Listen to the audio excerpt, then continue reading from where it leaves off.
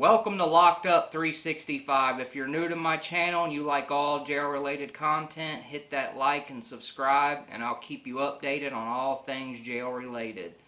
Today, we're going to be talking about use of force. We're going to dive deep with stuff that I have personally seen.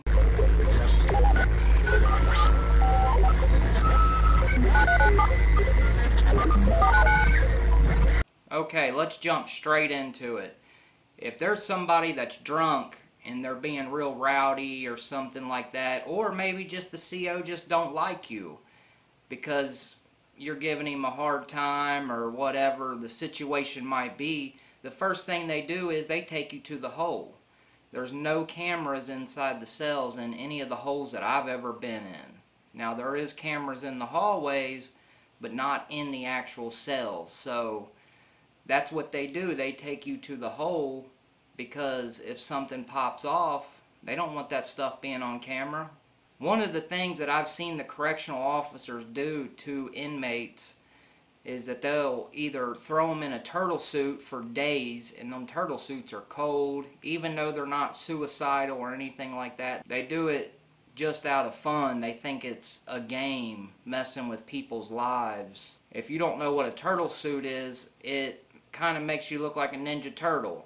There's no sides to it. It's literally just like a flap jacket, kind of goes down to your knees. There's a front and a back, and it has Velcro straps that come around. Every one that I have seen, the Velcro is so wore out, it don't even stay on you. So when I was serving trays, whether it be a male with a turtle suit or a female with a turtle suit, them turtle suits were always falling off of them.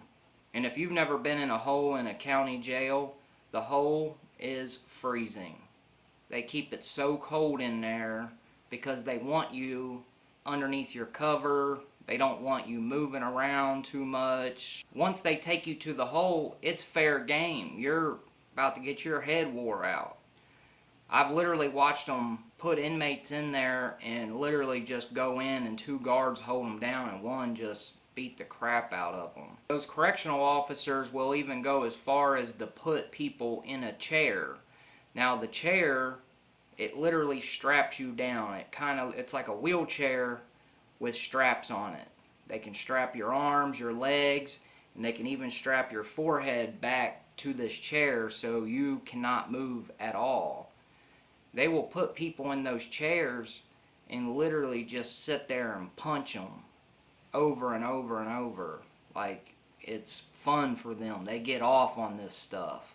I worked in the hole for about 4 months, and I've seen some of the most crazy things while I was in there for that 4 months working, just serving trays. I couldn't even count how many times they would have to make me leave because they were dealing with the situation, which me leaving was I was just standing in the hallway kind of peeking around the corner. I ain't trying to leave no action. I want to see what's going on. But when they strap people in these chairs, they'll wheel them into the cells and beat the crap out of them, and then just leave them in there in a pool of their own blood called the nurse to come in and patch them up. Another thing that I've seen them do, it was pretty common, especially with the last jail that I was in, Kenton County. They would take people, put them in those chairs, and they had, in the hole, there was an empty room down at the end that they kind of used for lawyer visits and stuff. They would take the person in the chair and wheel them in there, and they would let them sit for a whole shift. Sometimes I would go and serve lunch, and I would see people in that room sitting in that chair, and they're just in there screaming and hollering, and you know, because, I mean, they're strapped down, they can't move. You got somebody just sitting there playing solitaire on the computer like nothing's going on. I would serve lunch and then come back and serve dinner, and the guy's still there. He's still sitting in that chair in that room, and he hasn't ate all day. Having these inmates sit there all day and use the bathroom on themselves. And then they call an inmate, like I was, a trustee, to come and clean it up. I think they should be the ones to clean that up. They're the ones that put the guy in the situation to make him do it. I remember seeing one guy in the hole, the guard hit him so hard that it slit the whole inside of his mouth. So the guy thought he would get back at the guard because they wouldn't take him to see the nurse or anything, and his mouth's just pouring blood. So he starts spitting it all over the wall and writing letters and writing the guards' names, and they called me down there to clean it up, and I'm just supposed to be serving trays. Stuff's crazy, man. These COs, a lot of them, not all of them, but a lot of them are crooked. More than likely, most of them was picked on in high school. They finally got a job where they got a little bit of authority over somebody, and they treat you like dog crap. One of the things that I remember the most, the male CO grabbed this girl, put her in a headlock, and she was trying to defend herself. Just her instinct took off, and she just reached down and just grabbed a handful of jewels. I was standing there when this happened. He grabbed her hair, pulled her face away, and punched her about 5 or 6 times in the face and knocked all of her front teeth out. And he got suspended for a while, and there was an open investigation going on and everything else. More than likely, she lost the case. There was a male that came in, and I'm up there mopping, you know, seeing what I can get into up front. I used to work third shift hallway. And the guy that came in, he wasn't like getting wild or anything, but he was kind of back talking the booking lady a little bit. You know, he wasn't happy. He's in jail. He's never been in jail before, you know, so he don't understand the process, and you know, he was just getting a little mouthy is all. And the male CO, literally with no warning, just reached over and dumped him. The guard came up from behind him and put his hip right up on the guy, grabbed him by the neck, and literally flipped him over and dumped him right on the top of his forehead, and it split his forehead open all the way across. I remember that nurse's face still to this day, white as a ghost, looking up at me and then looking around and saying, "Why did you do this?"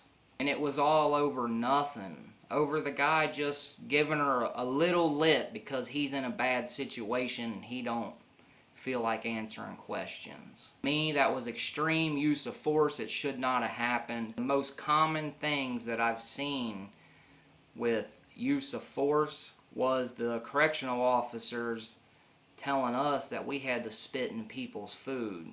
And I would never do it, but I was always with somebody else that helped me serve trays, and it seemed like it didn't matter who it was, they always would do it because they thought it was funny or something. To me, that stuff ain't cool.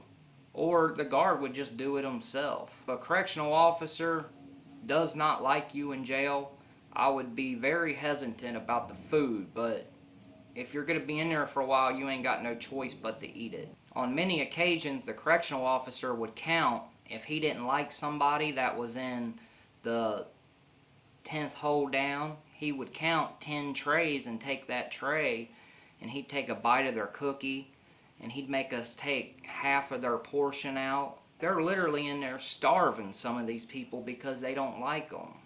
Whether he don't like them as a person or because of their charge. I didn't really get into details of why they didn't like certain people in there, but I know it was almost a daily occurrence.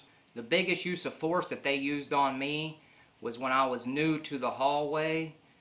The sergeant told me flat out that I had to flood somebody's cell with water from a mop bucket. There was this girl in there, and she was going ham on this door. She was kicking it like a donkey, screaming for hours. The sergeant came and found me and told me, "I need you to flood her cell because the girl didn't have no shoes on and the floor was cold," and that's what she was yelling about. She was wanting a blanket. Instead of just getting her a blanket, they came and got me to dump cold water up underneath her door and flood her cell out so she wouldn't walk on the water because it was so cold in there. And I told him I didn't want no part of it. I didn't want to do it. And he literally told me that he would ship me across the state away from my family, people that I knew. So he put me in that situation to where I went and filled the water bucket up. I ain't proud of it, but I had to do what I had to do. Which there is a drain in the cell that I'm talking about. They basically just wanted her away from the door. But still, to me, that's use of force. He's using his power over me to make me do something I didn't want to do. Like cleaning up somebody else's blood. I don't want to do that. I make state pay. I was making $12 a month.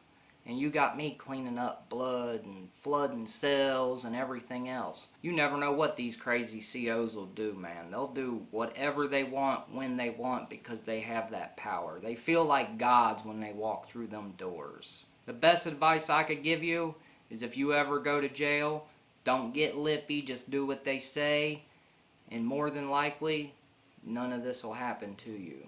If you go in there on some wild stuff, these COs might light you up. If you haven't subscribed, go ahead and do that now. And if you would like to follow me on Facebook or Instagram, or if you would like to join my Patreon, I'm going to leave the link in the description below.